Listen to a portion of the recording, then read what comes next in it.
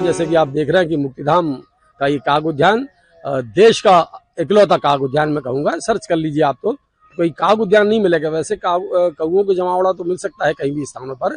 और बहुत खुशी की बात है कि अंतर्राष्ट्रीय रमन मैग्सेसे पुरस्कार से सम्मानित और जलविद देश के डॉक्टर राजेंद्र सिंह जी ने विदिशा आकर काग उद्यान का लोकार्पण किया था।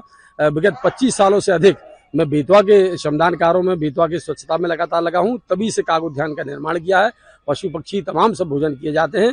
और जैसा कि अभी तो पितृपक्ष चल रहा है और साफ है कि सनातन परंपरा में ये निर्वहन है कि हम पितरों को सीधे भोजन अगर पहुंचाते हैं तो ये माना जाता है कि काग हमारा सबसे बड़ा एक कारक बने हैं। एक पितरों को कहते हैं कि इस 15 दिनों में अगर इनको भोजन करा दिया जाए तो वो सीधा पितरों तक पहुंचता है।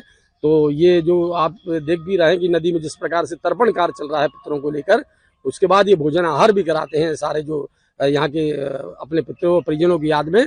तो विदिशा का मुक्तिधाम एक अनूठा मुक्तिधाम है जहाँ काग उद्यान बना है। और आप देख भी रहे हैं कि लगातार कागों की संख्या के साथ गौरैया भी है, गिलहरी भी है, पशु पक्षी भी है। और आज तो बंदरों का जमावड़ा भी बड़ी मात्रा में देखने को मिल रहा है।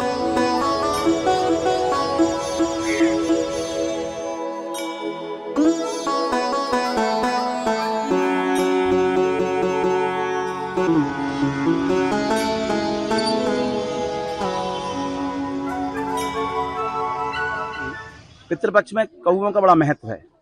और क्या है, ऐसा कहा जाता है कि पितृ जो है हमारे कौओं के रूप में, गाय के, कुत्ते के रूप में आते हैं। तो ये विदिशा में एक बड़े सौभाग्य की बात है कि मुक्तिधाम में एक काग उद्यान बना हुआ है और यहाँ लोग अपने पितरों के नाम से भोजन कराने नित्य आते रहते हैं। 365 दिन यहाँ कौओं को कुछ न कुछ लोगों के द्वारा खिलाया जाता है। हमारे पूरी मुक्तिधाम सेवा समिति के जो मनोज पांडे जी हैं, उनकी पूरी टीम इस काम में लगी रहती है। और इन 15 दिनों में विशेष रूप से जो लोग अपने पितरों का तर्पण करते हैं, कौओं के नाम से जो भोजन निकालते हैं, क्योंकि ये देखा जा रहा है कि कौओं की बड़ी कमी हो गई है। ऐसे में ये काग उद्यान बड़ा ही महत्वपूर्ण स्थान बन गया है। तो पूरे शहर के लोग लगभग कौओं के भोजन कराने के मुक्तिधाम में आते हैं और जो एक कौआ का अछूता निकलता है उसको कौए के लिए जो है वो लेकर मुक्तिधाम में आते हैं। इससे निश्चित ही एक कौओं को हमें प्राप्त होता है, क्योंकि कौआ जो है ना पितरों के रूप में सर्वश्रेष्ठ माना गया है। उसको भोजन कराने से पितृ तर्पित हो जाते हैं। तो ऐसे में ये मुक्तिधाम का जो काग उद्यान है निश्चित ही देश में अपने आप में एक महत्वपूर्ण स्थान रखता है।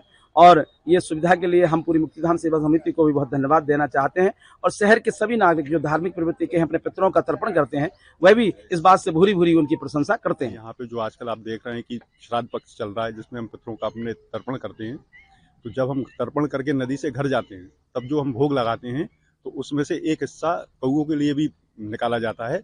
और हमारे शास्त्रों के अनुसार ऐसी मान्यता है कि जो कौओं के लिए भोग लगाया जाता है वो अगर उसे कौए खाते हैं तो वो हमारे सीधे पितरों को लगता है। क्योंकि शहर में कौए आजकल कहीं है नहीं है और प्रजाति भी लगभग विलुप्त सी हो गई है। लेकिन हमारे विदिशा शहरवासियों की एक बहुत अच्छी पहल है कि उन्होंने मुक्तिधाम के यहाँ पे एक काग उद्यान बनाया है जिसमें कम से कम हमें कौए मिलते हैं। तो हम यहाँ पे आके वो भोग रख के जाते हैं।